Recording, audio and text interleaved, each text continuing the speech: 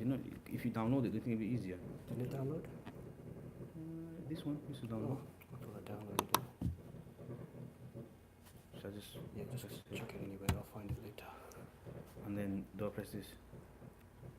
Oh, where is it? There you go. Does it? But It's it's the still. same one. So am I just doing this? Yeah, Okay, just keep okay. scrolling down. Can you see it?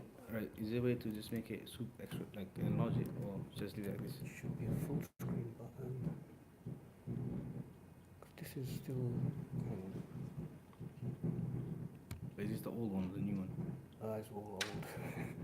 No, no. As in this presentation, is it the most recent one? Is there a way to find out? Or we can go down and I'll check it for you. Yeah, this is the old one. Okay.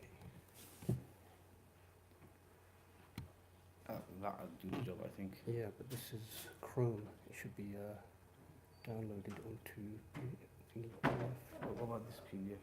If you press that, just download it. No? Something else.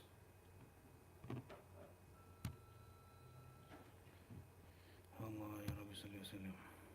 Yeah, there it is. No, it's one. You've already got one there. It's not opening. Isn't it? Go on. No, if you go on this, is it this one? Yeah. We say open. Yeah. It's just showing folder. Let's see if it works open like this. And then you press Double this. click it. Yeah, but then how can you can't get rid of any of this, all this stuff? Yeah. around? Leave it if it doesn't work. Full screen mode, excellent. Yeah, this is much better. All right, shall we begin? Yeah, inshallah. Is it on? Yeah, we're live. Okay, all right. بسم الله الرحمن الرحيم اللهم علمنا ما ينفعنا وانفعنا بما علمتنا وزدنا علما وعملا يا أرحم الراحمين. Apologies for this, as I mentioned, I just got in a bit late today. I had to cover for some of the staff members in the college in Cambridge, and hopefully yes, right, we're good to go. So we're going to continue this discussion that we were having from last lesson. Last lesson we discussed that we will be looking at a text known as the 40 Hadith of Imam Nawawi, but we will begin with an introduction, and in the introduction we will look at what is a Hadith, what we understand by it, and then we'll look a little at the history of Hadith, how Hadith came into being, how it was committed to writing, and from there then we will swiftly move on to the genre of writing which is known as the 40 Hadith, and then we will try and contextualize this particular 40 Hadith compilation, which is the one by Imam Nawawi. Right? There are literally hundreds, if not thousands, maybe thousands is a bit of an exaggeration, but I would say you'd stretch a good 500 or so 40 Hadith compilations. So we will look at this genre, how it began, and look at some of the more interesting ones, and then we look at the Nawawi itself. Right, so without further ado, just a quick recap then. I think you have the introduction points on the board. We're going to look at intro into Quran, Hadith and Sunnah. I think we covered this thoroughly last lesson. This lesson I want to focus more on Hadith writing, especially in the era of the Prophet ﷺ, then the companions, then those who came after them, whom we call the followers, the tabi'een, and then those who come after them, who are the tabi'een. That's the term that we tend to use in Muslim literature. And then genre 40, I don't think we'll get through today. If we can make progress on writing in the Prophet ﷺ's time, I think I'll be happy with this much today. Right, so without further ado then, just to quickly recap then, we said that the Sunnah, okay, let's look at it like this. The Hadith literally in the language of Arabic meant something that is spoken, a statement. Yeah, a statement. It can be the statement of myself, of yourself, of a politician, any person's statement. This is what Hadith means in Arabic. But specifically, when we talk about hadith in the Islamic sciences, we refer to the hadith of the Messenger sallallahu alaihi wasallam. So something which the Messenger of Allah said is called the hadith, or something about him. So maybe a companion was to say that I saw the Prophet ﷺ do X, Y, and Z. This will also turn into a hadith. Right? Hadith. Anything that the Prophet has said, done. So when we say the Prophet did, it will primarily be another person. Yeah? Another person who saw it, a witness, an eyewitness, relating to you what he or she saw the Prophet ﷺ doing or saying, like this. Right? This is hadith. The sunnah, we said literally in Arabic meant a trend, something a person does habitually, something a person institutionalizes for other people to do. And this is called the sunnah. It can be good and bad. We will look at examples in a moment, especially the hadith in Sahih Muslim. But again, in the Islamic literature, in the Islamic studies, we refer to in our daily language when we say this is the sunnah, we mean the sunnah is the practice of the Prophet ﷺ, something which the Prophet ﷺ institutionalized as a prophet, something he did habitually, and also something which by extension, we said, which the Khulafa al-Rashideen institutionalized as khalifs, right, as leaders of the faithful. Right, so without further ado, we'll look at this. So I think I've just sketched this out a little, so you can see on the board. There's an ayah of the Quran which we've probably heard and read a number of times. وَأَمَّا بِنِعْمَةِ رَبِّكَ فَحَدِّثْ. The last verse in Surah Al-Duha. Relate. The word I want to focus on is hadith. Hadith means to narrate, and from here comes the word hadith. And then you have a second example of this. And this actually is from the hadith. So this is something which the Prophet ﷺ has said. It's been narrated from Muslim and Ibn Majah and many other compilations.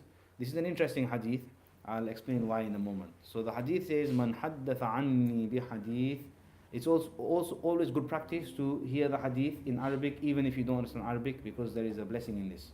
You're hearing the words of the Prophet ﷺ as he would have spoken them, or the effect of that if the companion is paraphrasing and is not communicating the exact wording. Right? So he says, "Man haddath anni bi hadith yura annahu kadhibun fahuwa ahadul kadhibain." Or in one narration, fahuwa ahadul kadhibin. So this hadith reads, I've got a translation here, "Whoever relates something from me, knowing it is lies, then he is one of the liars." So kadhibain is a dual case. So there's two people involved.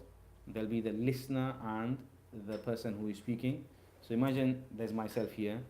I am telling you something which I know is lies. You are hearing it and you also know it's lies, then you narrate to someone else. So who's the culprit? Two individuals. Right? If I've said something thinking that it's true, you have heard it and now you have doubts, and then you narrate it to someone else, then it's incumbent upon you to express your suspicion, express your doubts, lest the other person consider it to be true. You see, if there's nothing wrong in saying, "I think the Prophet said this," so at least the person in front of you knows that there's a scope of uncertainty in this. There can be a mistake in this. But if you act as though, if you give someone the false impression that this is the word of the Prophet ﷺ and it isn't, then what have you done? You've misled someone. Right? So the reason why I brought this hadith in, because amongst the muhaddithin, amongst the hadith scholars, there's somewhat of a conundrum. Okay, what's the conundrum? Can a fabricated hadith, so fabricated means someone who deliberately lied in the Prophet's name. Yeah, we call this a fabrication. In the Arabic we call it mawdu', hadith mawdu'. So there's a question over here that scholars asked, that can you call a fabricated report or a report falsely associated with the Prophet ﷺ a hadith? Can you call it a hadith? Do you understand the contradiction over here? We're saying a hadith is something which the Prophet ﷺ has said, done. Yeah, someone is relating something from him. Here we have a false attribution. So it shouldn't be called hadith, it should be called a bunch of lies. Call it a lies. But why are you calling it a hadith for? Because a hadith is something which the Prophet did. We can say with certainty he did it. We have verified it. But here we know for certain that he didn't say it. We know that the person is lying in his name. So can you call this hadith? Do you understand the contradiction over here? So that the Prophet ﷺ has said it. Prophet ﷺ has said, anyone who narrates from me a hadith, yura annahu kadhib, meaning he knows for certain that it is false, and then he narrates it, then he's amongst the liar. So the Prophet ﷺ himself described a false attribution to him as a hadith. So hence the muhaddithin said, the hadith scholars say, well, actually technically you can call a fabricated hadith a hadith, but we have to what? Be cautious, and we have to tell the people who we narrate it to that this hadith is a fabrication, it's an outright lie. Okay, because otherwise the listener that you are telling will assume that is true. That is true. There is something about the Prophet's name that when it is taken, sallallahu alaihi wasallam, then the believers, they listen. This is from the Iman, we listen. So if somebody knowing that the Prophet hasn't said this, he says to you, the Prophet sallallahu alaihi wasallam said, and then he mentions some of the content which is not founded, is deliberately lies, then if the person who heard it thinks that the Prophet did say it, then he's been misled. Is he not been misled? He's been misled. And this is not acceptable. This is lying in the Prophet's name, lying in Allah's name is one of the greatest of sins, as we shall come to see. Right? So here again, this is a hadith regarding the sunnah that I mentioned. We'll quickly just read through it, then we'll pass through it because I've been through it previously anyway. So this hadith is in Sahih Muslim. So the question of its authenticity really is out of the question, at least for Sunnis. Right? The hadith says, whoever institutionalized in Islam a good sunnah. Yeah, so the Arabic is sanna fil Islami sunnatan hasanatan. He will have its reward and the reward of those who followed it without any reduction in their reward. Yeah, so the person who institutionalized it will get the reward. All those who are following it will get the reward without any reduction on their part. Right? And the opposite also true. So here in this hadith we're seeing the verb and the noun sunnah being used in the literal sense, because it says okay, whoever institutionalized in Islam an evil sunnah. Can you see the Prophet ﷺ saying sunnah sayyi'ah? So literally sunnah can mean trend, as I mentioned. It can be good and bad, and here the hadith is using it in a literal sense. Otherwise we've established that the sunnah means the practice of the Prophet ﷺ, right? It says will incur its burden and the burden of all who followed it without any reduction in their burden. So anyone who follows a sinful path will of course incur the sin, right? The key points that we took back from this is that linguistically at least, hadith and the sunnah both have different etymologies, although as I stressed that around the 2nd century, Imam Ash-Shafi'i's time, due to a change in how the scholars decided to argue something religiously, right? Sunnah and hadith then became synonymous. So I think we can delve on this in a moment, right? So the first thing, let's look at the first point. We've mentioned that not every hadith is the sunnah, because we've said that the sunnah is a written documentation. It's like taking a camera shot. Now depending on when, where and how you took the camera shot, that will decide whether you have captured the sunnah. And by the sunnah, we have said previously that naskh is a very important notion in Islam. Something which the Prophet ﷺ allowed, something which Allah subhanahu wa ta'ala allowed at an earlier stage, and then eventually was not allowed, or that the ruling was amended. Right? So we know that the revelation came down over a gradual period of time. It's 2.5 decades is the period that we're looking at. This is the period of revelation. So during this period, rules were amended, rulings were amended. Some things that were halal eventually became haram, and vice versa.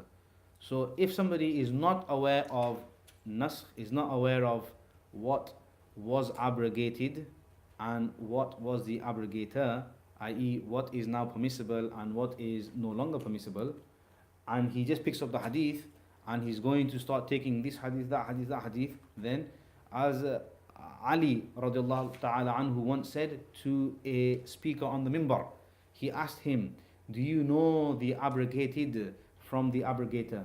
And he said no. And Hazrat Ali responded, dalalta wa adlalta, that not are you yourself misled, you will mislead others. Not only are you misled, you will mislead others. So this is very important, very, very important to know what is the abrogated, what is the final practice of the Prophet ﷺ. The last thing that he settled on, that is the abrogator. Anything prior to that, is abrogated. There's a number of hadith that you'll come across. The Prophet ﷺ said, for example, he said to the companions during the early days that all the vessels that they used to drink alcohol from. So imagine like a goblet, the wine cup, imagine the beer glass, right?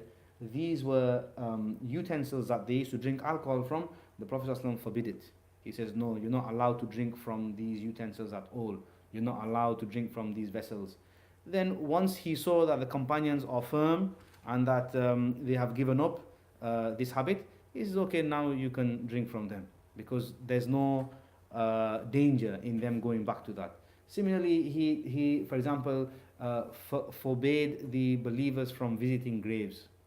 He said, don't visit graves because of all the superstition that used to go on. But in Sahih Bukhari, you will find him saying his exact words, listen carefully, I had forbidden you from visiting the graves. Now listen carefully, you can visit them. You see, so you can see clearly the language of abrogation coming through.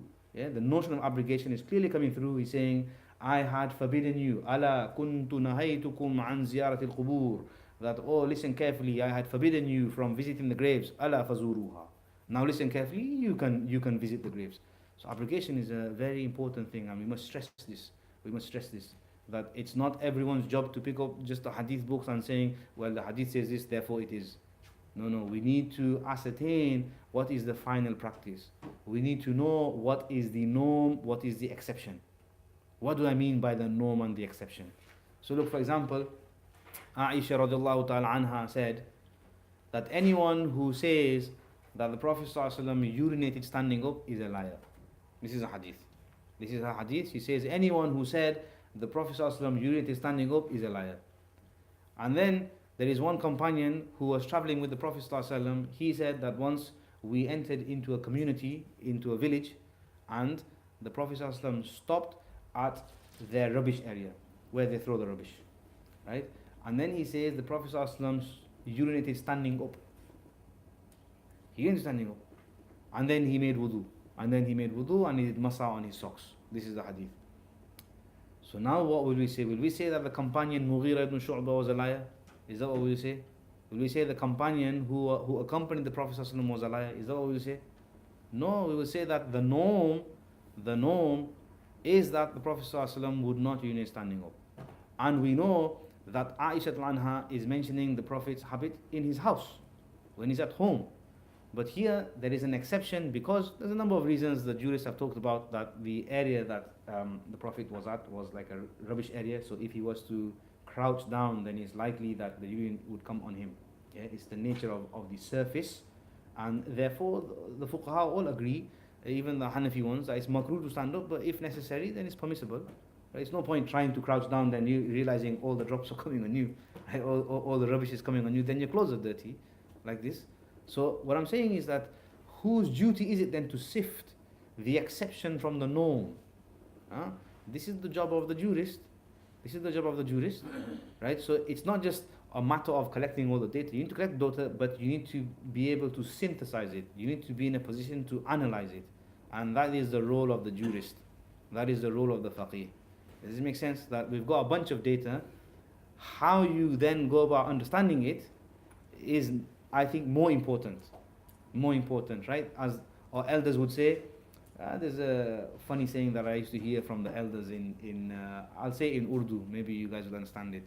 They used to say, "Ek man ilm ke liye, 10 man samajh chahiye." Yeah, for 1 man is like a weight. For 1 kilo of knowledge, you need 10 kilos of understanding. Otherwise, that knowledge will be a source of misguidance. It's a source of misguidance. So it's necessary. Understanding is very important. Some people will have less knowledge. They've memorized less things, but their understanding is stronger. Other people, their understanding is not so deep. It's simplistic, but they memorize a lot. This is human nature, right? So we got to the third point. All right, I think so. What is it? Number one, not every hadith is a sunnah. I think I've deliberated enough on this. Number two is that does every sunnah have to be in the hadith form? So we've mentioned this last lesson that practices were preserved via a number of means. So there were 3, I think, primary means that I had highlighted. The first one and the most important one was, do you remember? Practice. Practice. The Prophet ﷺ said that you will do this. The companions did it. Prophet ﷺ said that you need to stop drinking alcohol because Allah said so. Did they say, okay, wait 1 minute, I need to write it down, I need to give an interview, put it on BBC? No, it's done. Finish. Right? And I mentioned this, that the companions, whatever the Prophet ﷺ said, they did it. Without any questions, they did it as he told them to do. So we stress this again, that this is one of the miracles of Islam. Comparatively, when you look at other religions, there has been no point in our history where there has been an interruption, where there has been a gap in the ummah and its practice. So this is something I stressed, that from the time that Allah subhanahu wa ta'ala gave the hukum, gave the ruling to pray salah, the ummah has been praying salah. There has never been a juncture in the history of the ummah where generations have gone by and they've forgotten how to pray. Yeah? Maybe, as I said, I'm willing to give you this, that maybe a fringe on the frontiers of the Islamic earth, there are some families that have left Islam for whatever reason, right? This is another story. But the vast majorities, the nexus, the nucleus, right, the bulk of the ummah has been praying. And the same goes for fasting. Has there been a time where the ummah has stopped fasting and they start scratching their head saying, you know, there's this thing called fasting. How did we fast? Have we been fasting? No, they've been practicing. Through practice, observation, we're seeing it. Uninterrupted chain. From all the way from the top to the bottom. And the same goes for zakat, the same goes for hajj. And this is a point that we need to stress, that practice, amal, through amal, the way we all learnt. Our parents taught us, the teachers taught us, their teachers. This is the way we really learnt. It wasn't that we had no teachers and we had this manual. As I was mentioning, like you go to IKEA and they give you this manual that is hopeless. You think, how am I going to do this? You put this together, put that together, the assembly manual. This is not how Allah sent wahi. And instead He sent a practical teacher who would demonstrate how to do it, right? An exemplar. And then we follow. And this is how teaching has always gone on. Teaching has always gone on like this in at least the ummah. That you don't pick up a book by yourself and you start making head to toe. Otherwise, you'll be misled again. Right? Otherwise, you'll be misled and you'll mislead others. Always verify what you're learning underneath the guidance of a teacher. Right, so we said the first and primary means of preservation, we said, was practice. The second one was the oral tradition, and maybe we can talk about this more longer. And the third one, which concerns us right now, is the written form. The written form, which we have called the hadith. So the question over here is, does every sunnah have to be in written form? Right? The answer is no, but eventually yes. The answer is initially no, but eventually yes. And we'll look at this hopefully in more detail in a moment. Yeah. So initially, when the senior companions are around, they know it. They are focusing on this orally. But when there's a concerted movement to document things that the Prophet has said and done, in the same way that Abu Bakr anhu, during his reign, felt the need to document the Quran. He felt the need to document the Quran. So remember, in the Prophet's time, the Quran was not documented in the form of a book cover to cover in the way that we have it. Right? Verses were written in scattered form, and I think there's a huge wisdom behind this. Huge wisdom behind this. Because, as I was mentioning, number one is gradual revelation. Right? The Quran came over 22, 24 years. It's a gradual process. It was not revealed in one day. Number two, there are verses that are abrogating, non-abrogating. Right? There are verses that they used to read that were then Allah made them forget. Right? There were other verses that were kept within the Quran. The third thing is that verses are being added to surahs as they go along. So the sequence in which we have the Quran today was the sequence that Jibreel then read to the Prophet ﷺ. But that is happening gradually. Every Ramadan, Jibreel would come down and they would do a revision, a dawr of the Quran or whatever was revealed. And in the last Ramadan in which the Prophet ﷺ passed away, the Prophet ﷺ and Jibreel read it twice. They did the entire review of the Quran, cover to cover, twice. What I'm saying is, right now, look, we've got the computers. It's easy for us to delete and rewrite something, is it not? It's easy for us to delete and rewrite something. in those days, how do you think they'd manage it? How do you think they'd manage it? Right? Especially given, I wanted to talk about this later, but I think I'll bring you up now.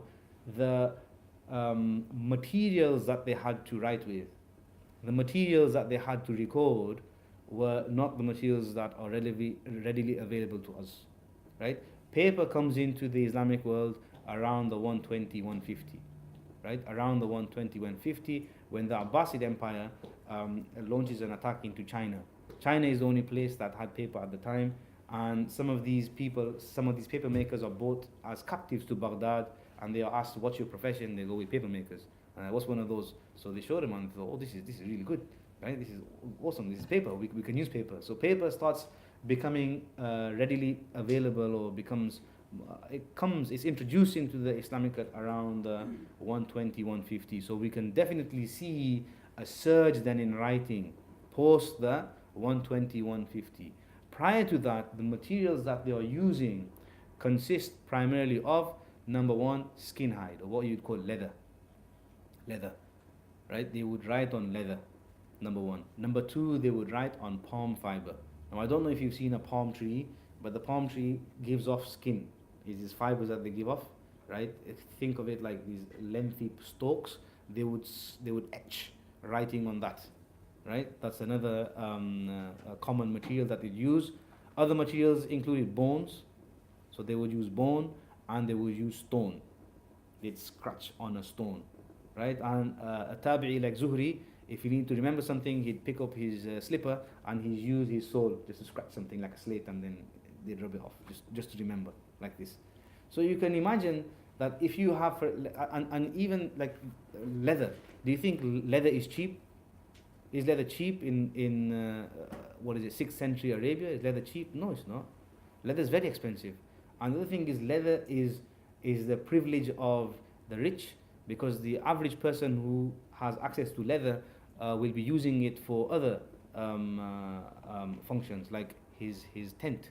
You need it for a tent, you need it for a saddle, you need it to wear, right? You need it as a mattress. If you've seen like skin, animal hide, they used to use it as a mattress to sleep on, or a pillow, or something else, right? So it's not easy to use. And secondly, imagine you have a book, right? So the Quran has how many verses? Say you've got like 7,000 verses in a book. How big do you think that book's going to be? Yeah. So if you've seen the Quran in, for example, Tashkent, if you've seen the Quran in Istanbul, these aren't the Qurans from the Prophet's time, but still they're about this big. Yeah, they're about this big. Because imagine all the parchments they have to put it together, and about this wide, right? So it's not easy. You can't walk around with these things, right? So these are huge things. So what we're saying is then, now that I've mentioned this, early forms of writing we will see are not they're not lengthy as such. We'll look at these examples in a moment, right? And secondly, those who did write from the companions and from the tabi'een, their works were primarily small, and they weren't necessarily formal documents. What I mean by formal documents is, as I mentioned, the example of Zuhri. Zuhri heard something, he wanted to memorize it, so he wrote it on his slipper, and then it's gone. He's memorized it, finished, it's gone, right? Or we'll see some tabi'een, they wrote notes. So right now, as I'm teaching you, you're making some notes. Obviously, they're not written for the public eye. These that you're writing, they're quick notes, they're your own notes, they're your memory, just to jog your memory. This is what these are. So you'll see when we look at the earliest forms of hadith collections, there's no real arrangement. There's no real arrangement. So like, if you were to pick up a fiqh book, you'd have like the book of purity coming first, and then the book of prayer coming second, then the book of what we'll have next. You'll have the book of Sawm, or fasting, then the book of Zakat, then the book of Hajj. There's a sequence. These ones that you'll find is like 200 hadiths, and hadith number 1 is about the akhirah, hadith number 2 is about making ghusl on a Friday, hadith number 3 is about jihad, hadith number 4 is about making wudu. There's no logical sequence. It's just he heard it, he wanted to make notes to remember, and that's it, right? The other thing to remember is that writing, the forms of writing that we have today were not around in the Prophet's time. Right? So you know how we have the alif, ba, ta with all the dots and everything else? Those were not around. Right? You will have heard that early Arabic is written without the dots. Right? So the ba and the ta and the tha all read the same. It's just a line going across. The reader will have to decide whether it's ta, whether it's tha. So there's no dots, never mind the fatha dhamma kasra. You can forget about the fatha dhamma kasra, that's a even greater luxury. What you're looking at is shapes. In essence, you're looking at shapes. So is it a ha, is it a kha, is it a jim? These are your what, belly letters, right? Is it a fa, is it a qaf? How are you going to work this out?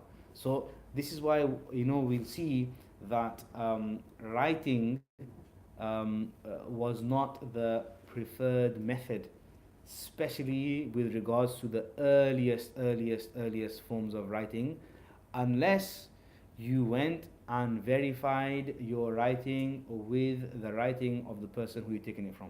So imagine I'm the old sheikh, so we'll look at this in a moment. I'm the old sheikh, I made these notes, these squiggly shapes, and I know what they are. You come to me, and the first thing you do, if you want to narrate from me as a student, you would make a copy of this. You'd read it, you'd make a copy, then you would read your copy to me. So I'd have my copy, I know what I've written, you're going to read your copy to me, and if it's correct, I'll sign it off. You see why it's important to read to the sheikh his own hadith.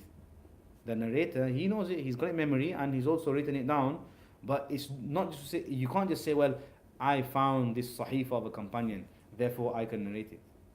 Why not? Because you don't know where the dots go. Because it's very easy for you to misread it. And if you've misread it, then you're going to mislead everyone. That's why attestation, like you have a document and you need to get it certified. This is how they manage what?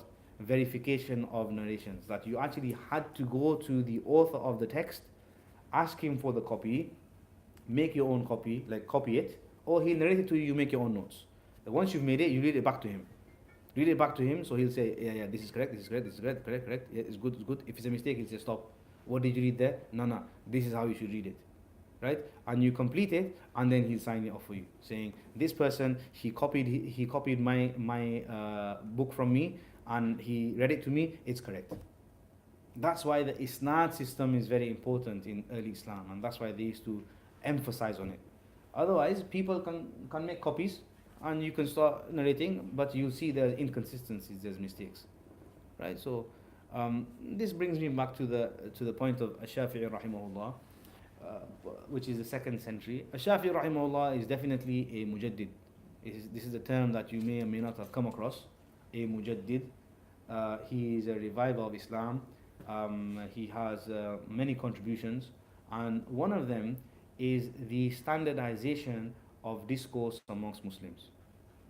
What do I mean by this? Standardization. These are big words, right? These are standardization of discourse amongst early Muslims.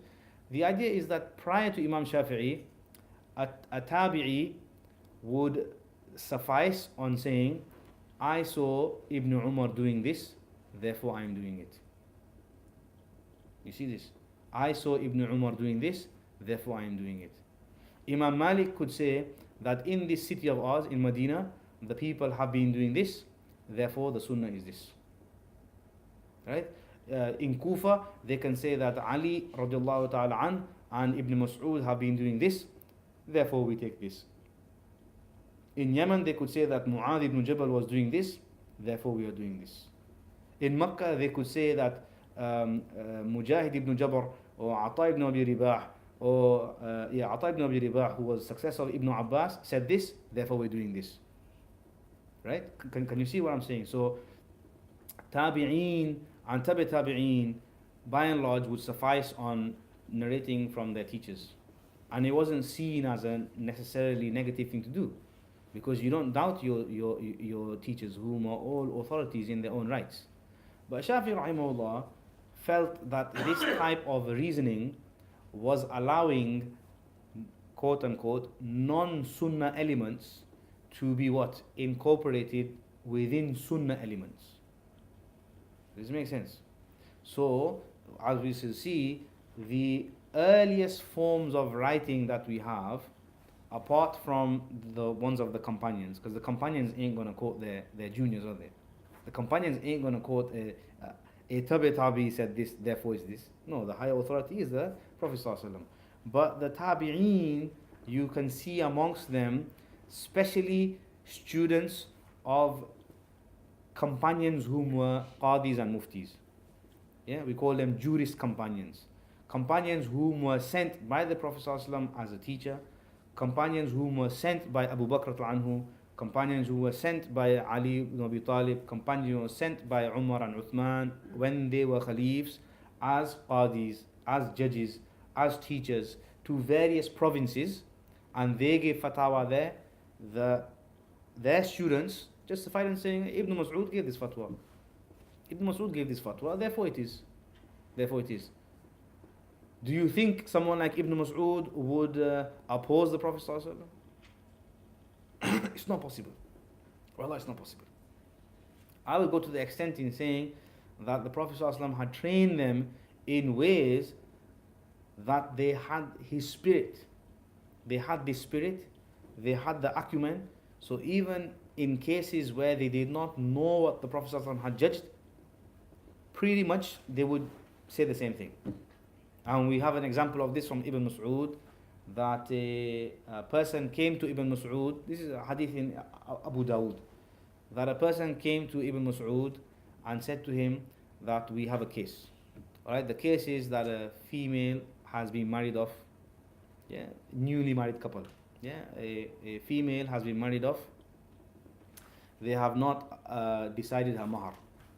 The mahar is not integral to the contract, right? For nikah to take place, you need what is it? Ijab and qabul. You need the proposal and you need an acceptance. That's it. So if the male says to the female, "Do you accept me as husband?" and she says yes, the nikah is done. You can decide about how much money you're going to give and all this at a later stage. Right, so here you have the peculiar case of a female who has been married off without specification of what mahar she should get. The marriage is not consummated and the husband has passed away or she's been divorced. What should be the hukum in this situation? Number one, should she get should she in the iddah? If she gets mahar, how much mahar should she get? And should she get inheritance? These are all questions that come up, right?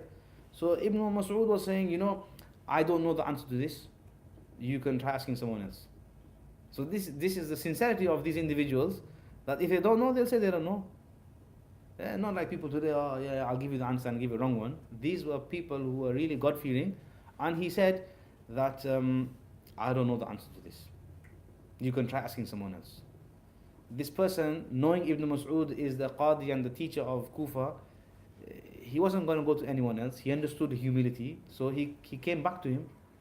They say he came for 3 months like this, pressing him that you need to judge on this case. Eventually Ibn Mas'ud said, listen carefully, he said, what I am about to say, if it is true, it's from Allah and the Rasul. If it is incorrect, it is from me and from shaitan. Yeah. What I'm about to say, if it is true, it's from Allah and the Rasul, and if it is wrong, it's from me. I take the blame for this, and it's from shaitan. And then he judges. The judgment is the Hanafi one anyway, that the woman whose mahar is not specified, she should get mahrul mithl, right? Mahrul mithl. Anyone know mahrul mithl is? Mahrul mithl is basically the mahar that the women folk of the bride's family get. So you look at the girl, you look at her sisters and her aunties and everyone, and you see what they got, and she'll get this. This is called mahrul mithl. Mithl means equivalent, similar, equivalent to. So whatever the female gets, she'll get this, and then he mentions the rest of the things.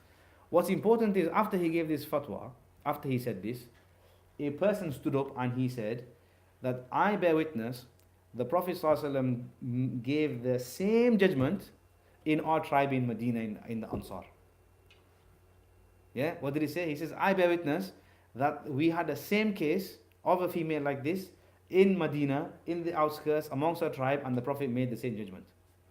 Can you imagine how happy he'd be? Without knowing, because they were trained like this. The companions were genuinely trained like this, There's a number of examples I can give you of this.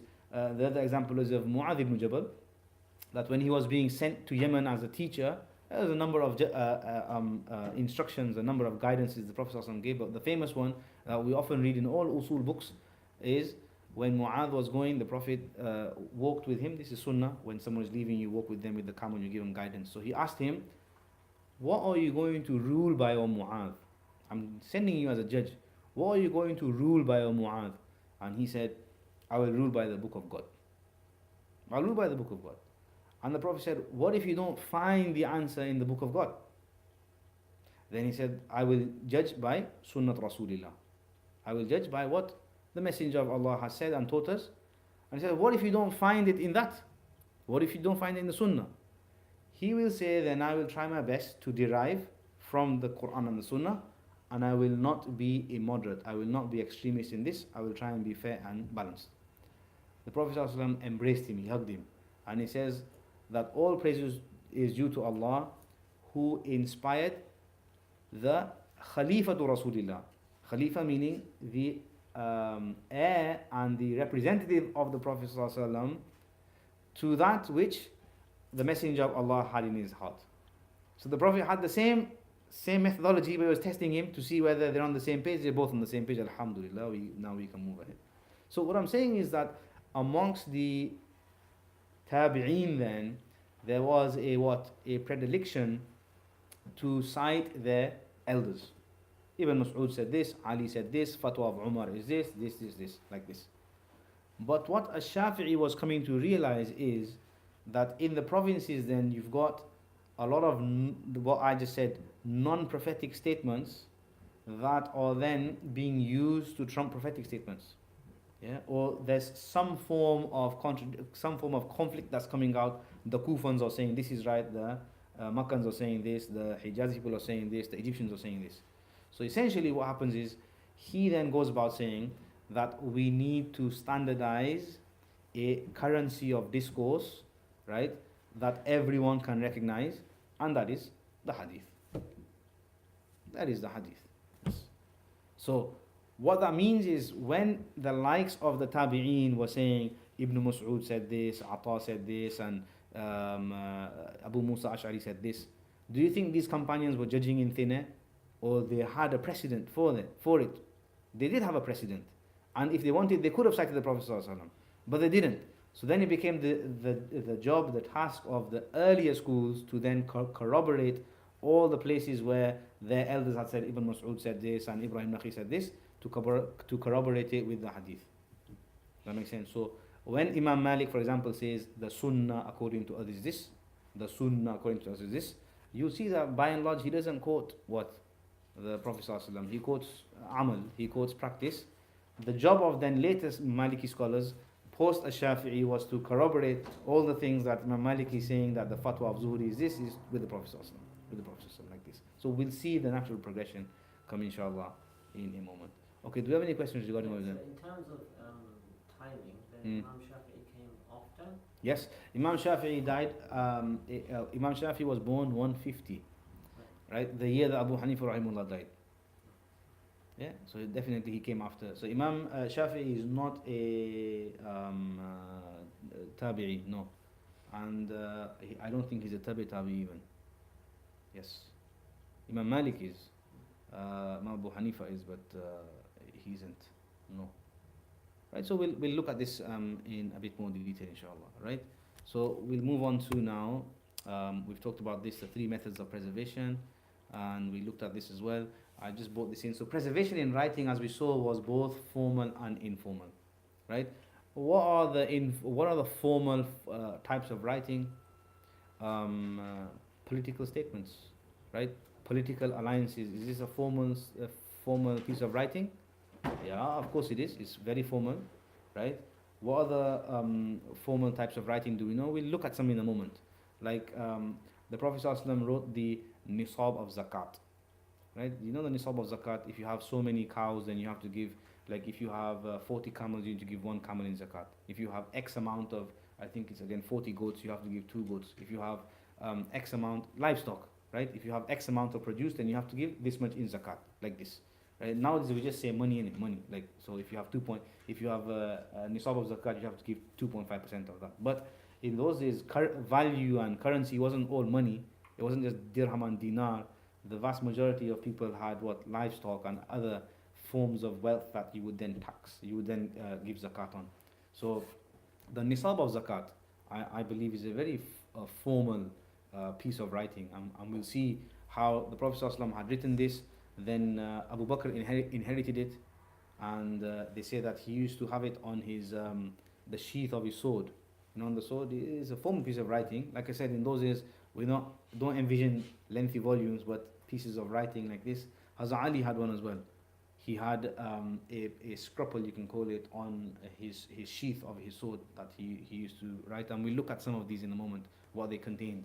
But I personally believe these are very formal pieces of writing, right? Informal ones, we'll look at least about 4 or 5 of them. So one of them is a companion by the name of Abdullah ibn Amr ibn al-As. This is his name, Abdullah ibn Amr. He's a famous companion. So he is known amongst the companions to have kept written records, right? And they say that's because he once went to the Prophet ﷺ and said that my memory isn't as strong as others. So the Prophet ﷺ said, "Ista'in bi yaminik," meaning use your right hand. What would that mean? Right. So he used to write down. He used to write down everything. Every majlis, every sitting he would sit in, he used to write everything. And we will read the hadith that is in Tirmidhi, that some of the Quraysh were saying to him, to Abdullah ibn Amr al-As, that why do you write everything down for? You know, there are some intimate, informal statements that the Prophet will be making. Why are you writing them down for? So he then went and asked the Prophet. The Prophet said, "No, by Allah, everything that comes out of my mouth is but wahi. It's intended." So then he said, "I'm going to write everything." And so he had a piece of writing. So the early forms of writing, these scruples I'm mentioning, we refer to them as sahifa. Sahifa is the Arabic term for these. Sahifa, it's a parchment if you want, or a scruple. So his sahifa, he had called it sadiqa. Sadiqa, the truthful scruple, truthful piece of writing. And we will see a narration that he says himself, that if in the world I have Allah's book, I have the sahifa, and I have my land which is called Wahd. He had a land, so his father had siphoned, his father was the governor of Egypt, he had siphoned a piece of land which he used to look after and then give all his produce in to the Baytul Mal. Yeah, so it's the place where he used to read, he used to do ibadah, but he used to look after the produce and make sure the produce comes out. It must have been a good piece of land. So he says, if in the dunya I have these three things, what are they? Allah's book, my sahifa, and this land. He goes, I don't care about the world. I don't care about anything else. This is all that matters to me. These 3 things. So you can see it's something that is beloved to him. And this is a sahifa that stayed within the family. Stayed in the family. There's a famous isnad, Amr ibn Shu'aib an abihi an jaddihi. So Amr ibn Shu'aib from his father, from his grandfather, who's Abdullah ibn Amr ibn al-As, like that. So the muhaddithin that we will see at a later stage then had to go to the family in Egypt, and they used to narrate from the great grandson, his sahifa. And you see how, so a lot of these sahaif then, where do they end up?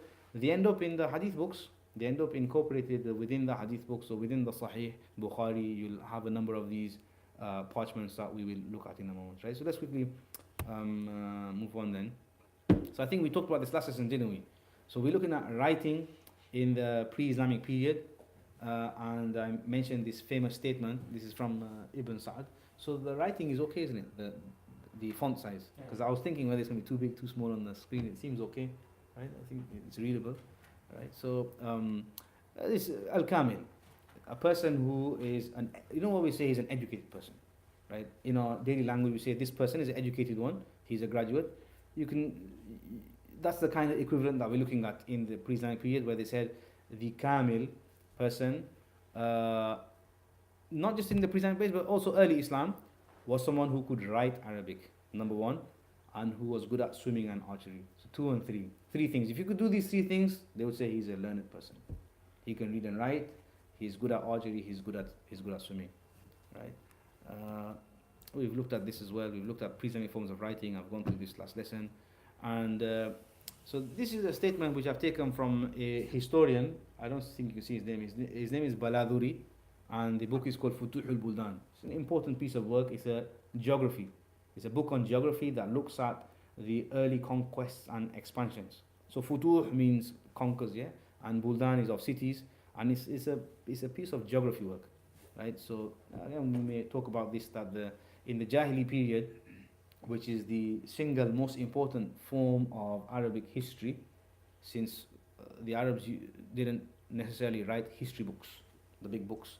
Rather, they had an oral tradition where they would commit all their histories to poetry form.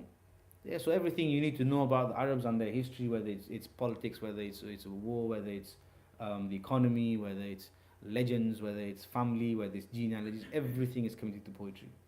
So you can imagine that in the Abbasid period and the Umayyad period, where we start having a paper, where we start looking at the Arabs and subjecting to them to what historical works, all the geographers did is mine through the poetry. They mine through the poetry, and because the poetry mentions that I went to this place and this place no longer there, and next to it is this place and next to this place. So what they did was they just basically put the jigsaw puzzle together by just going through lots and lots of poetry, and they reconstructed pre-Islamic Arabia. This is where this place used to be, this way, this place. Futuh al-Buldan is one of those works, and here you have I consider it an important one. So he says that when Islam came, there were 17 men in Quraysh who could all write. It says who could write, but I've added who can read and write. Because if you can write, what's the chances of you being able to read? Right? It's not the fact that, so it's a phrase, right? And who are these individuals? So he's put Umar ibn al-Khattab, Ali ibn Abi Talib, Uthman ibn Affan, Abu Ubaidah, Ibn al-Jarrah, Talha, Ibn Ubaidillah, Yazid ibn Abi Sufyan, Abu Hudayfa. I don't know if you are aware of all these companions, right? Some of these are very famous ones. You may have heard them. Others you may not have heard of. But you will. Some of these will come, inshallah, if you ever study history with myself or someone else, then these are individuals that you'll hear of. For example, Yazid ibn Abi Sufyan. He is the elder brother of Muawiyah ibn Abi Sufyan. He's not the Yazid that is accused of having killed Hussein radiallahu ta'ala an. This is Yazid. Actually, this Yazid is the one after whom Muawiyah named his son Yazid. You see, he was referred to as Yazid al-Khair, and he's often seen as better than even Muawiyah radiallahu anhu, and he had a greater rank than him. And then Abu Hudayfa, Hatim ibn Abi Amr, right. What I want you to take back from this is, number one, the isnad is weak of this, but two, this is not an exhaustive list. So consider this to be like a minimum. The minimum amount of people who could read was 17. And I say this because we know that Abu Bakr anhu could read and write. And he's a Qurashi. He's from Banu Taym, but his name is not mentioned in this narration. So what I want to say is it's like an observation, a solitary observation. By no means an exhaustive one. It's not a formal census of sorts, but it's a good snippet to give you an idea that there were people who could read and write. Yeah, there are lots of other things in the pre-Islamic period, but I'm skipping it, right? So, for example, we know through poetry, through the Jahili poetry I was mentioning, there were around 7 what you would call kuttab. So nowadays we call it maktab, I think, right? Maktab is where people go to study kids. So they call them kuttab in plural.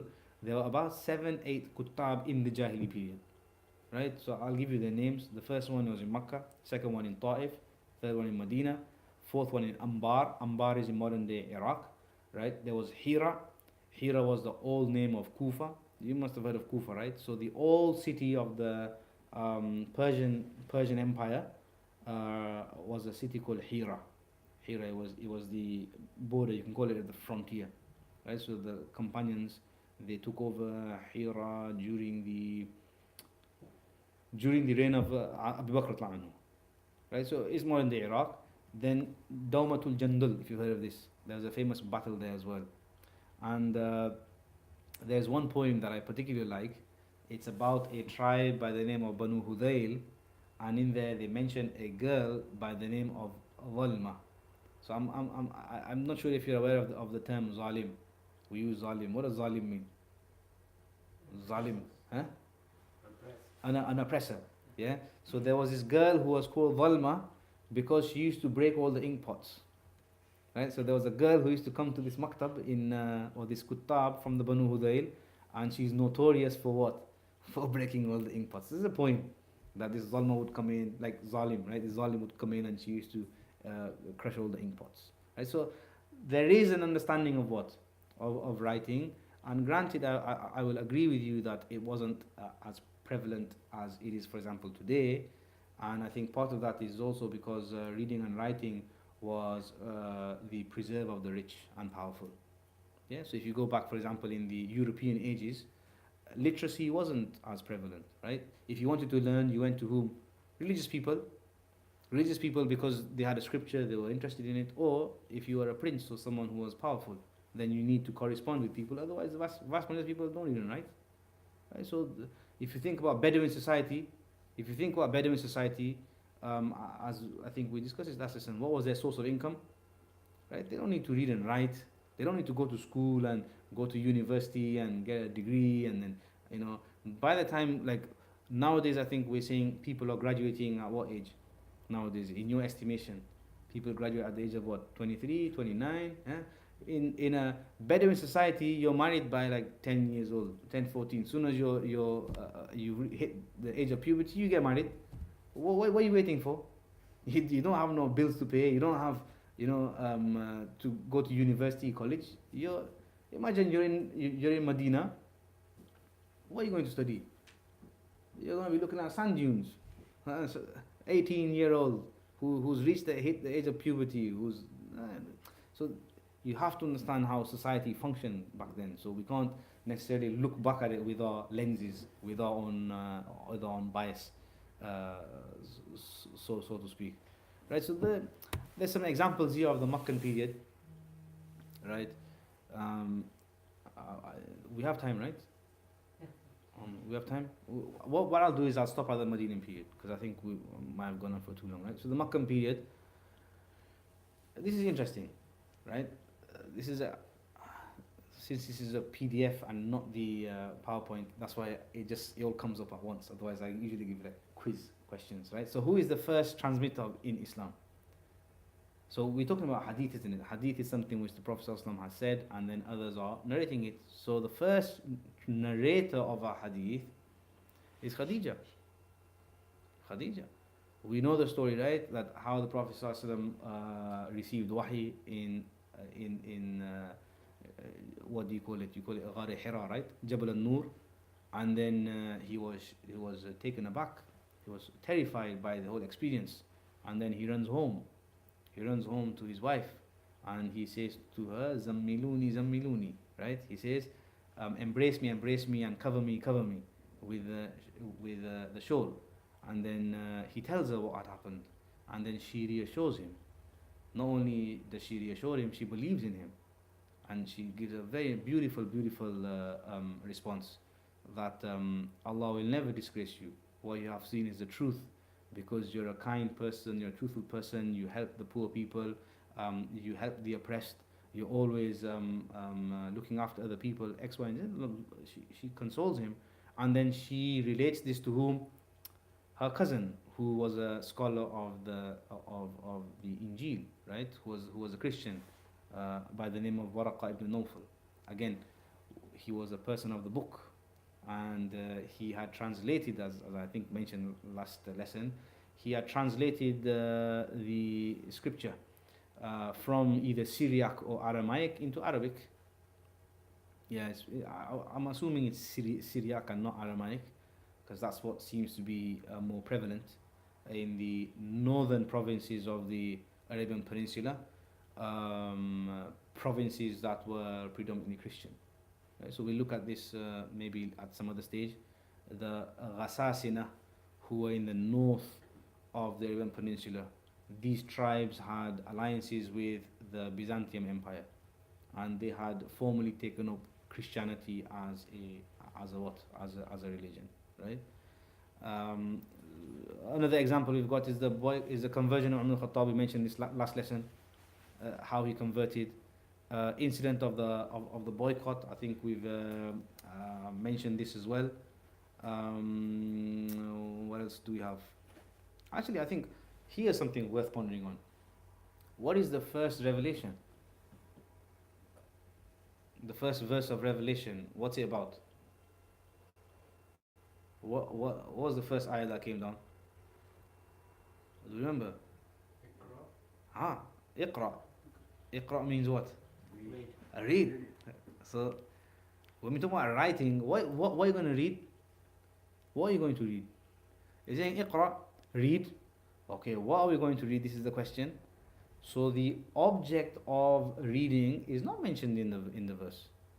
I.e., the Quran is saying Iqra bismi rabbika alladhi khalaq. Read in the name of your Lord who has created you. Has it told you what to read? No, it doesn't. It continues, he even stresses again, it says Iqra wa rabbuka al-akram. That read, your Lord is most kind, alladhi allama bil qalam, who taught via the pen. Ajib. So we've been told that what he has taught via the pen. We have been told to read, but we've not been told what to read. The object is missing. The object of reading is missing. Does not strike you strange, right? So this is something I was going to mention here, where I put at the bottom. Do not underestimate the role of the Quran, because the first verse that came down stresses reading. It identifies the role of the pen, or at least gives you the significance of it, because Allah subhanahu wa ta'ala identifies himself as someone who taught via the pen. Alladhi allama bil qalam. He taught via the pen. What did he teach him?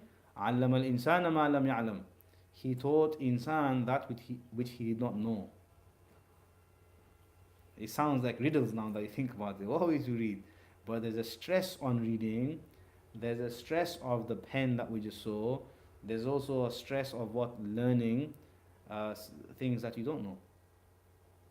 What's the second verse that was revealed then? Anyone know the second verse that was revealed?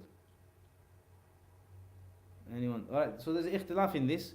One of them, at least in the South African Qurans that we use, right? If you look in Surah Noon wal qalami wa ma yasturun in 29, that will have number 2 on it. Right? So number 1 is Iqra. Number 2 is then what? Noon. Right? So what's actually more prevalent, I think, is Ya ayyuhal muddathir qum fa'anzir. This, most serious scholars will say this is verse number 2 that was revealed to the Prophet ﷺ. But Noon is one of the opinions. Okay, Noon wal qalami wa ma yasturun. This is what the verse says. It says Noon, and then Allah swears by the pen. Wal qalami, and by the pen. Wa ma yasturun, and that which they are writing. Satar means a line, and the lines that they are writing. Allah is swearing by this, swearing by the pen and that what is writing. What does Noon mean? Do you know what Noon means? Right? So it's amongst the huruf muqatta'at. It's one of the mysterious letters that we don't know. But there are amongst the tabi'een who said Noon is the ink pot, because of the shape. Have you seen the shape of the Noon? What does it look like? A pot in it, a pot with a pen. Noon wal qalami wa ma yasturun. Right? So Noon is the ink pot. It's an interpretation. And by the pen and what they are writing. See, when Allah swears by something, He takes an oath. It gives it significance. It gives it significance. So the role of the Quran must not be underestimated in any way, shape, or form. Not just in writing, but this entire science. As I will come to it, I will show you the centrality of the Quran and how all of this has been fleshed out from the Quran. Yeah, even in, like, I'll give you examples of this. When Pharaoh, there's many dialogues of Pharaoh with Musa alayhi salatu wasalam, but one of them is when Pharaoh deliberately asks Moses what will happen to their ancestors, right? Preemptively asking. So Pharaoh is asking Hazrat Musa, what is to become of the ancestors of all these people that you are calling towards Islam in the council? Now what he was preempting is, for Hazrat Musa to say that their forefathers are all going to go to hell. And therefore, they will turn around saying, I can't believe you cursed our forefathers, we don't want to know you. But what is his response instead? His response is that the knowledge of this is with Allah in a book. He says, عِلْمُهُ عِنْدَ رَبِّي فِي كِتَابٍ. I don't know what has happened to your forefathers. It is in a book which my Lord has, and then it says, لَا يَضِلُّ رَبِّي وَلَا يَنْسَى. The book is such that it does not mislead, nor will it forget.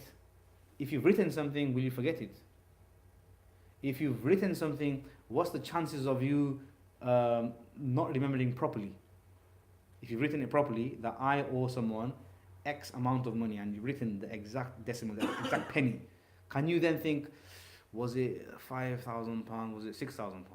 No, you've written it. You've written it. So you cannot then what? Misinterpret it. There's no scope for misreading. There's no. So if you think of these verses, what do you think these verses were doing to the companions and those who were reading it? Imam Qurtubi mentions this. Imam Qurtubi mentions in this verse that Allah is training the companions, not just in writing, but also telling them what the benefits of writing is. That if you write, you don't forget. If you write, then you don't forget. The idea of writing is to preserve. Is to preserve. Is this clear? Is this making sense? So the preservation, I think, or writing, and Islam, I think, as a force which encouraged reading and writing, as a civilization that focused on literacy, right, is unprecedented. Unprecedented in the history of mankind. Unprecedented. I think I'll stop at this point, right? I want to drive this point home, completely drive this point home, right? Completely drive this point home.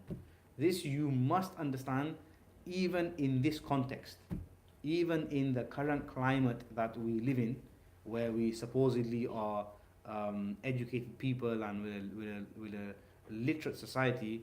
I will challenge this notion when you compare it with what we know about this civilization or the beginning of Islam.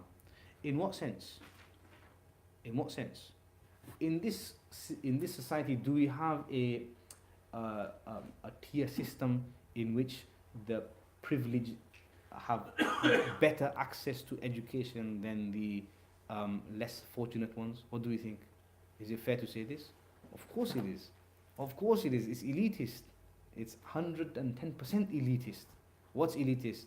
The Oxbridge and the Eton and everything else, right? And the rest of us get condemned to state schools, etc., etc. No, it's a fact of the matter, right? Now compare this to the Prophet's time. Compare this to the time of the Tabi'een. Compare this to the time all the way down. We will see that in the Prophet's time, there was no distinction. There was no distinction. Can you imagine this? Imagine this for a second. Hijrah is taking place from Makkah to Medina. And Hazrat Umar is making the hijrah. He's traveling from Makkah to Medina. And they've stopped at a place and we need to read the Quran. We need to read the prayer. Now the Prophet ﷺ said that the one who knows the most Quran should read the prayer. And amongst them is a young child. He's about 9-10 years old.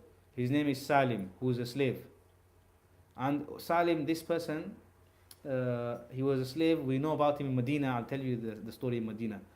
He was so poor that when he would go in ruku' sujood, you could see his backside because he was ripped. So some of the elderly ladies from the back said, you know, Imam, we need to look after him. Why don't we chip in and buy him some nice clothes?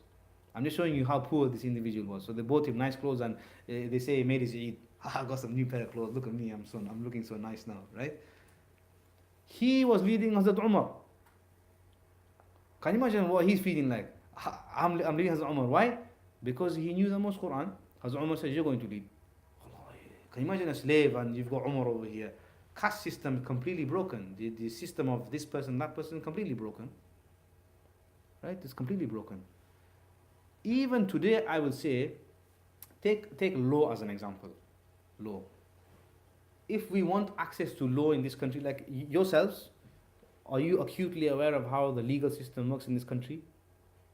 No. Right? If you want access to law and justice, you got to pay a lot of money.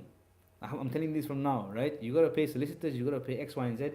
Even today, one of the blessings of the ummah is everyone knows their fiqh, or should know their fiqh. Okay? When you go and ask a mufti a question, how much money does it take? Does it send you invoice saying, mashallah, this is the answer, now here's the invoice, you need to give me £150 for the hour that I've given you, for the write-up that I've given you? They don't. Law is accessible to all. Right? If you went to the madrasa, you studied it properly, then you have access to law. Top to bottom. Top to bottom. From the young child who's learning the faraid of wudu, the sunan of wudu, and the faraid of this, the sunan of this, and in mu'amalat, what's jaiz, najaiz, hukum, shar'i, all these things, right? Accessible to all. If you compare it to this society, if you want to learn law, right, number one, it's elitist, it's far-fetched. I'm telling you, there are even politicians who are telling you, I don't know how this system works. Deliberately created like this. So this is something that we cannot underestimate. Genuinely, we cannot underestimate. And we will see it in Medina. In Medina, what happens is, it's as though the entire Medina has become a school. The entire Medina has become a school. You're either a scholar, i.e. you're either directly hearing the Prophet ﷺ, or it's being related to you what he said. So you are either a teacher or you are a student. And if you're not these two, then you are committed to supporting these causes. There is no fourth person. There is no fourth person, I'm telling you this. Right? You can read the entire seerah, you will see every companion is at once a student, a teacher, and someone who's supporting the causes of ilm. There is no fourth person.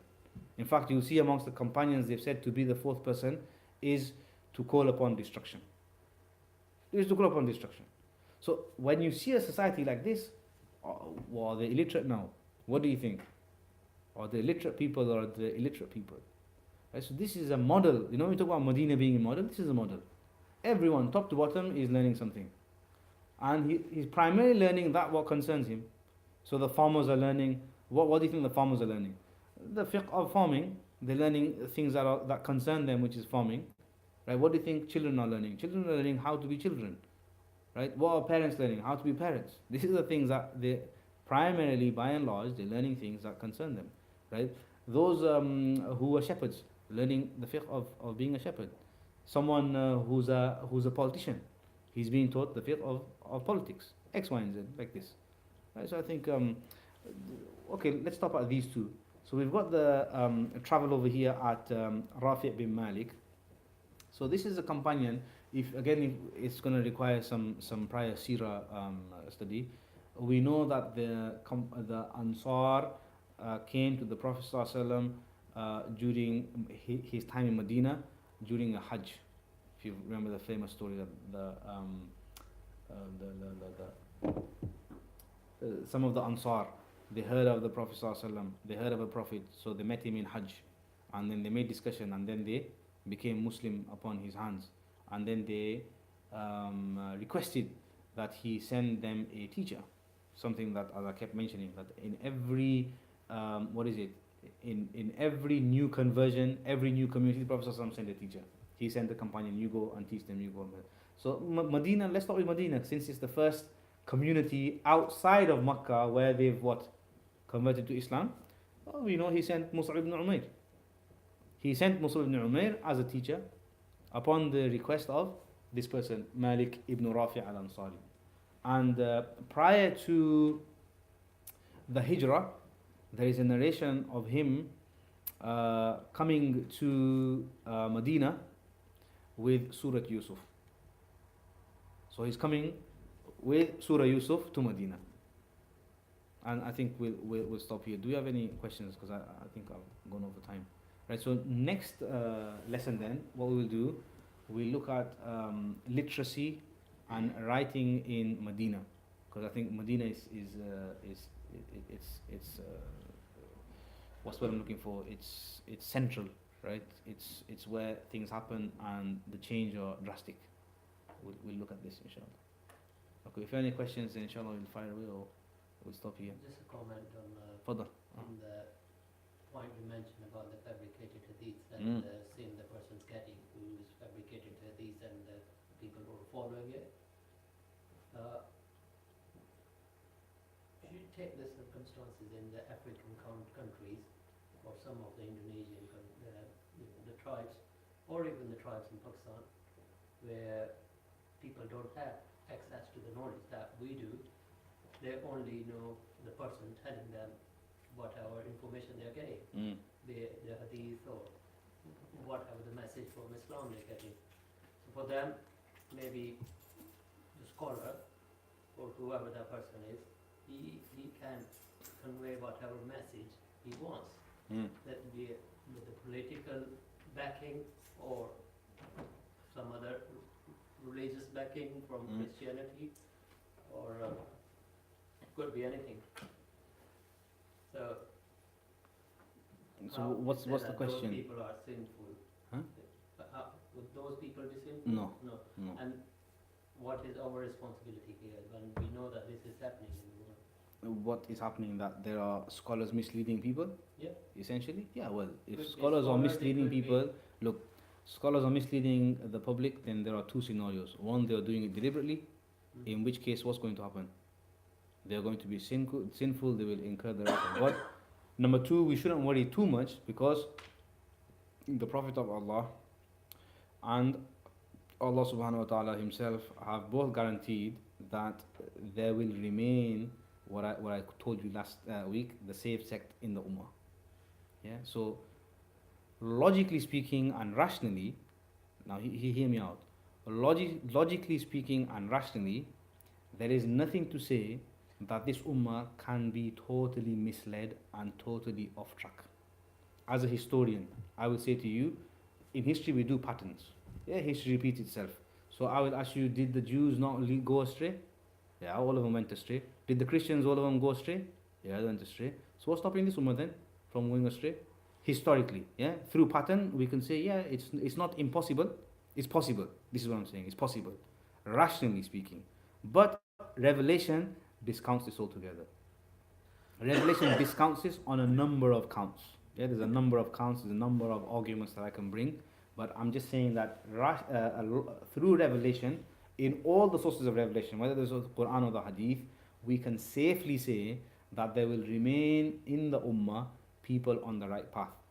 Right? And these people that are mentioned in the Quran as being on the right path, the Prophet ﷺ mentions them as saying in a very famous hadith, he says, there will remain amongst the Ummah a community who will, and this is the term he used, what will they do?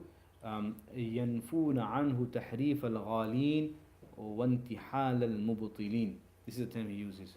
That this community, they will undermine, they will refute the tahrif, the distortion of the extremists, right? وانتحال المبطلين, and the pseudo arguments of those who want to deny the sources of Islam, who are rejecting various forms of Islam. We see this amongst us on a daily basis. But what I would say to you is always stick with the majority. The majority, there is benefit in this. So if you look at ISIS, can you name me one scholar who supported ISIS? Genuine scholar. From all shades of Islam. Whether that be the Azhar, the bastion in Egypt, whether that be the bastions in Hindustan, Pakistan that we know of, in Europe, elsewhere. Credible scholars. I cannot think of one scholar who came out and said, we are with ISIS. Not one. No, I'm just saying that, you know, as a theological argument, I'm just saying this, that when you talk about distortion, essentially that's what this is. People are fabricating in the name of the Prophet ﷺ something which is not from it, is distortion. Distorting the texts, distortion is happening. I'm not going to deny this. Distortion is happening on a daily basis in various communities. But there will always remain a community that will argue against this and convince the people. I remember now, you just remind me of a story of an individual who fabricated over 100,000 narrations. How many? 100,000 narrations. And he was brought to the court of, I believe, Abu Ja'far al-Mansur, who's the second Abbasid Khalif. Right? And after he confessed, he pleaded that he should be spared so that he may tell you what the 100,000 hadiths are that he's is fabricated. Yeah. So if you spare me, then I'll tell you which ones they are. Abdullah ibn Mubarak, who is a student of Abu Hanifa rahimahullah, and a very unique individual in the history of Islam, in the sense that all shades of Sunnism have accepted his person as authority. This doesn't really happen. You'll see in history, people who are famous tend to be controversial. Some groups don't like him, X, Y, and Z. He's genuinely one of the people that all sides are happy with. And part of that is because of the way that he distributed his life. So he spent 4 months in business, so he was a businessman. He spent 4 months studying, and he would pay all the Ahlul Ilm, all the ulama, he would fill their pockets, and he spent 4 months in jihad. He would do jihad as well, and then 4 months in Sufism amongst Sufis. So he's all rounder. You see, he's doing everything. So everyone's happy with him, and he's a big scholar. We'll talk about him. So he said, kill this person. Do not hesitate. Why? His famous line is, Ya'ishu lahal jahabida. Jahabida means the critics. There is a community that lives in the ummah that will detect every single hadith of his as fabrication. Don't worry about this. Revelation has already reassured us. I am reassuring you, we'll detect every single fabrication. You go ahead and kill this person, which is a fact. We have, when we talk about genres of writing, as I mentioned here, there is a genre of writing known as the 40 genre. There is a genre of writing called mawdu'at. What's it called? You can see like Ibn al-Jawzi mawdu'at is in 12 volumes, 6 volumes, just collection of fabricated hadiths. All the hadiths that are fabricated, collected in one volume, right? So specialists, they know about this. And it's not just he's mentioned it, no, he's giving you reasons. It's important to cite the reason. You can't just claim anything and you can get away with it. No, there are detailed reasons why this is fabricated, X, Y, and Z. All these wonderful things are there, right? So it's important then to realize is that when you're saying that there are people in the community who are misleading, who are saying nonsense, people say things for all sorts of reasons, right? There's a saying in Arabic, khalif tu'raf, right? Oppose the masses and you'll become famous. Is not the case? Every couple of years, some random person makes a random claim, and what does it do? It creates gossip. It creates gossip with people. People start gossiping, and then it's finished, and that's it. So I think I wouldn't worry too much about this. What is necessary for the people? So Imam Ghazali himself, rahimahullah, mentions that you will trust a scholar who is considered a scholar by the scholarly community. So he gives the example of a doctor. See, if you're ill right now, how do you know which doctor to go to? I know we've got the NHS, but think of India, Pakistan, where you don't have NHS system. Every Tom, Dick and Harry can just put a post outside saying I'm a doctor. It's not the case. Who's stopping me? If I was to go to Pakistan right now and make my own clinic, who's to stop me to saying, hey, are you a doctor or not? And certificate, I can make one. Karachi University, I'm a doctor. Finish. I put a certificate there. Who's gonna go check? Anyone gonna go check? No one's gonna go check. Okay. So how do you verify this person's a doctor or not? So they will say, generally, 2 things will happen. Number 1, his medication works. It works. People not dying, right? Number 2, the medical community recognize him as a doctor. Very important thing. If the medical community is saying this person, we've never heard of him, we don't know where he's come from. He's claiming that he's trained, but we don't really know, right? So the scholarly community will recognize a person as a scholar, irrespective of the degrees. Leave the degrees to aside for a moment, right? Irrespective of the degrees, they will say, yeah, this person is a scholar, he studied. This person is not a scholar, he's not studied. You see the difference. This person is a student. So the scholarly community will know. And number 2, as I said, does it work? As in, what he's saying will be subjected to criticism. Subject to criticism. So you can't just get away with saying what you want to get away with, if that makes sense. Yeah, so I wouldn't worry too much about this. We have reassurance from Allah, we have reassurance from the Sunnah, and I think one of the reasons for that is because we are the last ummah. I think it makes perfect sense. If we are the last ummah, after us there is not to be another prophet, it makes sense then to maintain this, for Allah to reassure that the ummah will not be misled, that there will be people amongst the ummah that will continue to guide it and to correct it if it is going to make a mistake. And as the hadith says, that the ummah as a whole cannot be united upon error. لا تجتمع أمة على ضلالة. The ummah as a total will never be misled. as a total. And there's a number of hadiths meaning Yadullahi al Jama'ah, Allah's hand is up upon the community X, Y, and Z. Yeah, so I wouldn't worry too much about this, right? So feel free to subject me to the criticism, to ask the scholarly community whether I don't think I'm worthy of it. I'm just here as a student. I've been asked to do this program, so I'm doing it. But other than that, you can take it as it is. Okay, you have any other questions? Any other questions? Exactly. So the next session is in 3 weeks' time, huh? Inshallah. So it's if I've got it right this time, yeah, because I think I misread it. It's the last week of every month and the first week of every month. It's first and the fourth, actually. First and the fourth, yeah. First and the fourth. Sometimes it's the fifth. Oh, okay. That's first and There you the go. fourth, yeah. The first and the fourth of every month, So inshallah. the 23rd is the next one, inshallah. Yeah. So just one other thing. I mean, this is. I think we might want to discuss this. Do you think I'm going too slow, or do you want me to continue? Because there's a side of me that thinks I just want to rush it and finish the book and go home and sleep, right? There's another side where we can actually discuss this slowly, and it'll build up. You'll see it, and we can have as much discussion as we want, and we'll take it from there. It's fine. I think it's fine, yeah. Okay, halas. So you know the questions that you've asked previously about the hadith that we shouldn't write X, Y, and Z, they'll all come. It's all within this. Just bear with me. Bear with me. Just a bit of patience, and hopefully we'll get there eventually. All questions shall be answered, and any questions that have not been answered, I will happily entertain them. Yeah. Okay. The Ummah situation is like we're not patient. We're Allah. so late sleep. Huh? Looking around what's happening in Pakistan and. Oh, Pakistan! Don't talk about Pakistan. I've said it's a so long much. discussion, that's why I gave a khutbah today. I gave a khutbah today about this. Should I turn YouTube off before you start? No, you can do it. You can do it. I will happily say this, that if I was judge in Pakistan, I would have had those two Muslim ladies lashed. If the BBC report is correct. The BBC report says that Asia Bibi, along with two Muslim women, was in a garden grove, picking fruit and... huh? falsehood. What? That's fruits. Fruits, yeah, fruits. And the Christian lady decided to drink from a bucket. Yeah. She drank from a bucket. And then the two Muslim women turned around saying, "You are unclean. Your faith has rendered the cup and the bucket unclean." This. I will begin with this. Where does it say this? In which book they've read this?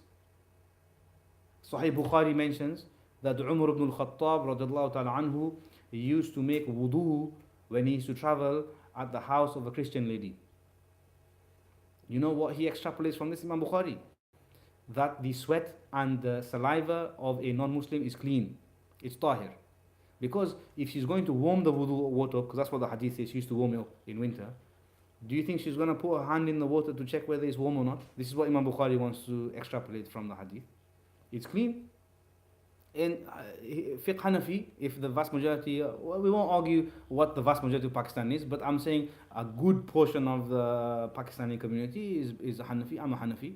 And in Hanafi madhab, it's very clear that the non-Muslim, his saliva and his sweat is clean. Yeah, the sweat and saliva of a female in hayd, the sweat and saliva of a man who's in need of fard ghusl, a junubi, is also clean. It's mentioned in the book. All it says is if the non-Muslim has had alcohol like this and then he drinks water, that water is now unclean because he's got impurity in his mouth. So in the same way, if he's had a ham sandwich and straight away he drinks the water, then yes, because we've seen ham, this is impure. But saliva itself is clean. So on what basis are you saying that this lady has made the water impure? This is caste system going back from the Indian culture that we have inherited.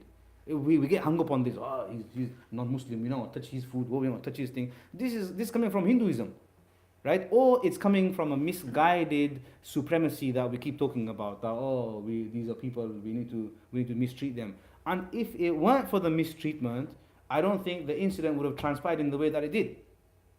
You see, because what happened? They said this to her, then she said something back to them, and then she said what she said. Right? So this is point number one. I don't think this should have ever happened in the first place. Right? So what I would have said is I would have lashed those two women. I would say, listen, you need to go on a mandatory Islamic studies course. You need to do your basics again, right? Of what's right and wrong, because this is extremism. This is extremism, because the Quran says two things. I would say, لا يجرمنكم شنآن قوم على ألا تعدلوا. That do not let your hatred and preconceived judges and previous grudges then compel you to take a course of injustice. This Allah subhanahu wa ta'ala revealed to the companions when they were going back to Makkah. They're going back to the mushrikeen. All these guys who what persecuted them. Now we're going to take. No, Allah is saying, make sure that your preconceived grudges, right, your previous grudges, and your what, your the hatred that you've got, make sure that does not what compel you to take a course of injustice. Allah ta'dilu, so that you may not be just. He says, i'dilu hu aqrabu lit taqwa. That be just. This is closer for what? For taqwa. And I say this time and time again. Look, I don't want to take names, but the way we treat our minorities, I disagree with them. I will sit here and disagree with all of them. I will disagree with the Qadian, I'll disagree with the Christians, I will disagree with the Shia. But how we treat them is not Quranic. Let's be clear over here. Let's be clear. It's not Quranic. Right? The Quran says, لا تغلو what is it? لا تغلو في دين الله غير الحق. This Allah subhanahu wa ta'ala in Surah Al-Ma'idah again, He reveals in the context of Hazrat Isa. That don't do ghulu, don't be excessive in matters of deen other than the haqq. In what sense? You see, Hazrat Isa to the Christians is a god, to the Jews he is a illegitimate child. This is what they say, the Jews. And we are in the middle. What are we saying? Okay, he is not an illegitimate child, he's not God, but he's a prophet. It's required. This understanding is required. And there's so many. The ayah says, do not swear at the gods of those of people who believe other than God. لا تسبوا الذين يدعون من دون الله. Do not swear at the gods other than Allah which people worship. Why? فَيَسُبُّ اللَّهَ عَدْوًا بِغَيْرِ عِلْمٍ. Because if you swear at their gods, they will swear at Allah without knowledge. Has this not happened in this case? They start Christian, this, turn around and Quran is saying don't swear at their gods. You make them understand. Do you think this is the way of giving da'wah? You're not going to give da'wah like this. This is absolute hatred. And I'll keep on saying this time and time again, that look, did people not say bad things about the Prophet ﷺ in Makkah? What did he say? The Quran is telling you that they did. The Quran is saying, وَلَا تَجِدَنَّهُ what is it? أَشَدَّ النَّاتِ عَسَىٰ عَدَاوَةً No, not this one. وَلَا تَسْمَعُنَّ مِنَ الَّذِينَ أَشْرَكُوا أَذًا كَثِيرًا. That you will hear from those who have done shirk many hurtful things. أَذًا كَثِيرًا, many hurtful things. And if you know Arabic, you know la tasma'unna is ta'kid, is emphasis, that you will most definitely hear from the disbelievers things that will what? Will hurt you. But then what does the Prophet, what does the Quran say? فَإِن تَصْبِرُوا وَتَتَّقُوا فَإِنَّ ذَلِكَ مِنْ عَزْمِ الْأُمُورِ. That if you exercise patience, sabr, وَتَتَّقُوا, and that you are God-fearing, then this is the highest rank of Islam. فَإِنَّ ذَلِكَ مِنْ عَزْمِ الْأُمُورِ. This is the highest matter, the highest degree of a person in the way that they should behave. It's expected that a non-Muslim will have things to say that we don't agree with. I'm not against this. But I need to see, for example, in all the cases that I've been looking at, it seems to me there's just loads of discrimination that is unnecessary. Unnecessary discrimination. And a civilization or a society cannot function like this. We don't function on injustice. We don't function on this type of persecution and discrimination. If you're thinking that a community is going to move ahead like this, not possible. I'm telling you this. This is not possible. And from what we've read of the Quran and Sunnah, this is not going to happen. This is not going to happen. Justice, Allah is with the just. Allah is with the oppressed. Allah cannot be with the oppressor. How does this make sense? Allah is not with the oppressor. Ibn Taymiyyah rahimahullah, he mentions a very famous hadith, and then I will end with this. This hadith is a unique one because it's not found elsewhere. Okay? And many scholars have said since Ibn Taymiyyah is a mujtahid and is an authority in the hadith, therefore they consider this. So the hadith is, Allah is with a just government even if it is non-Muslim. And He actually not with, He will help. The hadith is, Inna Allah yansuru. Allah will help and assist. Meaning Allah is with. Let's just say Allah is with a just government even if it is non-Muslim. And Allah does not help, i.e. Allah is not with an oppressive government even if it is nominally Muslim, even if it is Muslim.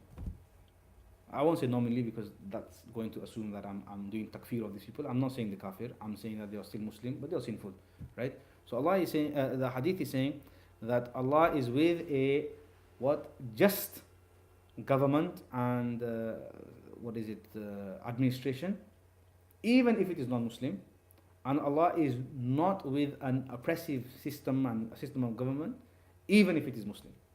And I think I will end here, right? Inshallah, there's no takfir on me, right? But this is it is what it is. I think we have to speak our minds and we have to speak the truth. What can you say? All right then. Subhanallah bihamdihi. Subhanakallahumma bihamdik. Nashhadu an la ilaha illa anta nastaghfiruka wa natubu ilayk. Assalamu alaikum wa rahmatullahi wa barakatuh.